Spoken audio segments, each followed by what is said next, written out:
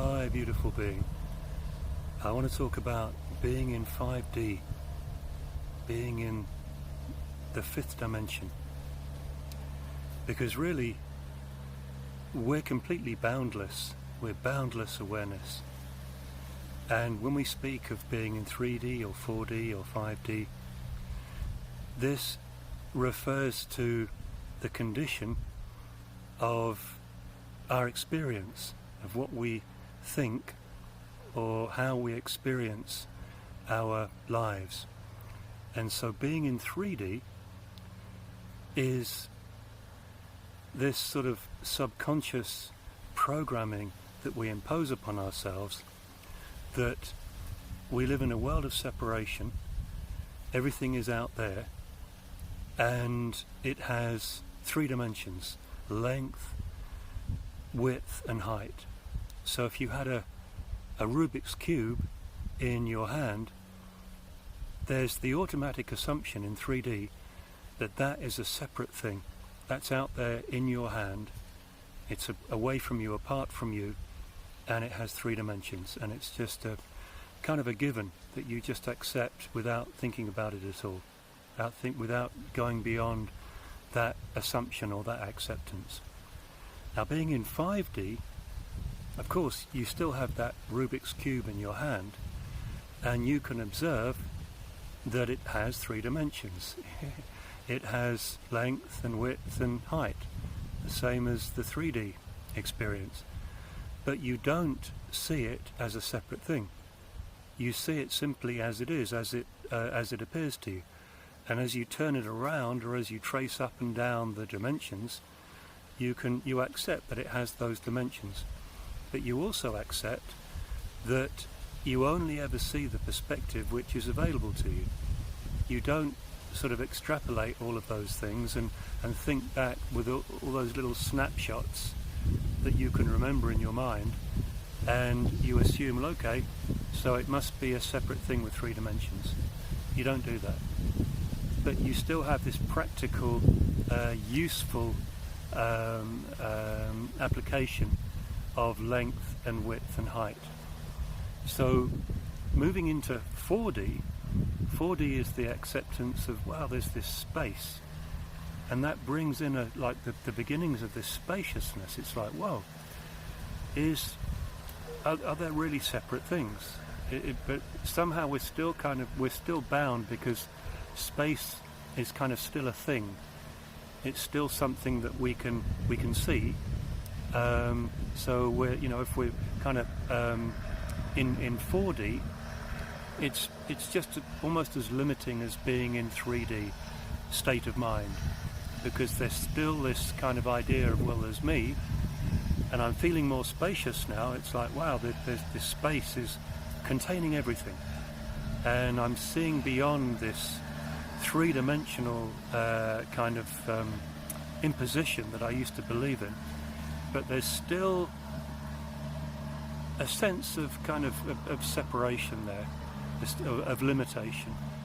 So 5D, the fifth dimension itself, is, we could say, it's the addition of emptiness, the emptiness of the Buddha, which very practically means that right now, when you kind of look inside yourself, and you keep looking, and you're really honest, you don't find anything. You really don't find anything at all. You do the Douglas Harding experiment, and you point your finger back into your own eyes, and you look into yourself, and it's like, whoa, there's nothing here, but I still am. And so once we start to realize that, goodness, it's like I don't know what I am. I don't know what I am, but I still am. I can still observe these three dimensions of length and width and depth, and I'm still aware of the spaciousness, which prevents me from just seeing everything as kind of separate. It's like the space somehow makes everything one. There's like everything is one in this space. But even beyond the space, even beyond space itself, even beyond the ether, or the fifth element of the ether, there is just this emptiness, this pure emptiness, and that's the emptiness of the awareness that we are. So in 5D, the experience is exactly the same as everybody else. We can still function like normal human beings, with these bodies, but we no longer see ourselves as like in a body. It's like with a past or a future. We kind of let go of that because we're no longer beholden to our rational minds. So to really abide in 5D awareness, 5D experience, we just have to completely surrender any need to understand, any need to try to control the experience, to completely relax, completely open up all the way, totally let go. And as we do this, it's like, oh wow, like my heart's still beating, but still breathing, I'm still holding this phone, talking to you. It's like, well, it's kind of all happening automatically, just like it always did. And it's just my little rational mind would look back on it and say, well, I was doing that stuff. And so you see through that rational mind, or the egoic mind as we call it. And it's not the rational mind or the egoic mind is bad, it's not at all. It's useful.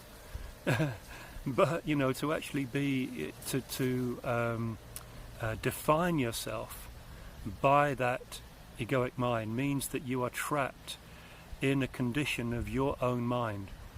And again, that's not a mind as like extrapolated out of yourself as like a product of the neurons firing in your brain. That's all just an idea. Everything is mind. This is all mind that we're in right now. We are completely formless, limitless, total mystery. And the mind of God, we could call it, is producing this incredible experience that we're all sharing as points of awareness in this mind of God. So don't be an NPC, because NPCs, just like in those video games, they can't go beyond the experience that they're programmed into. So being in 3D, that's like being an NPC, because you're literally trapping yourself. You're doing it, nobody else is doing it to you, but you're trapping yourself through lazily just accepting this mental, rational idea of 3 dimensions, and everything is kind of out there and everything is separate. And and we can't really go beyond that. And there's some people stronger than me, and some people smarter than me, and I better find a place in this world. Man, what are you doing to yourself? You're just you're really limiting yourself by just being in that kind of NPC awareness. And you don't have to be, it's your choice.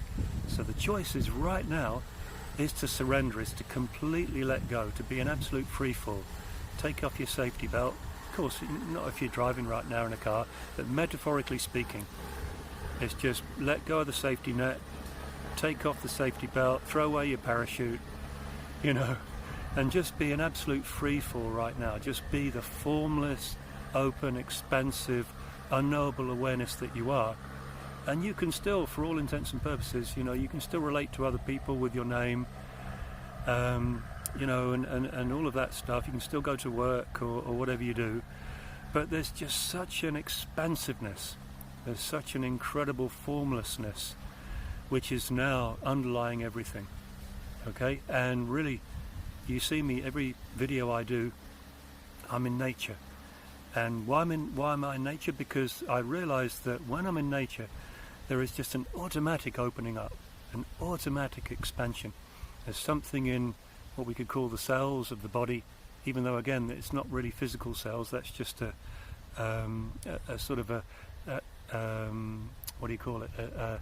An idea of the rational mind.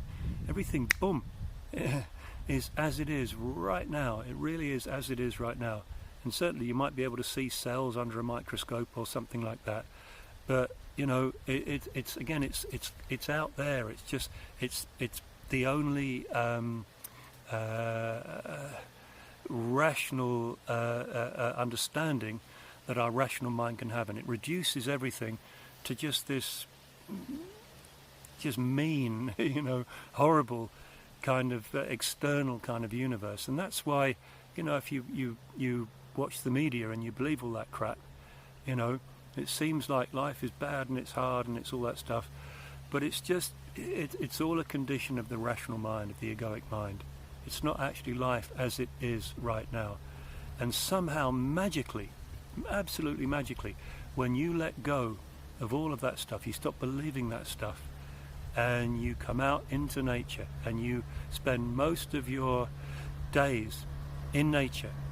You just do this. Even if you live in a city, you go to the park, you're sitting with trees like I'm now, sitting on the rocks, just breathing in the beautiful air.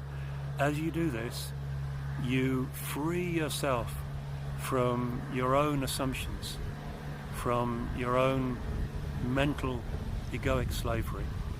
Okay? So please like, please subscribe, please leave a comment, and please tell me your experiences too of being in 5D. Love you.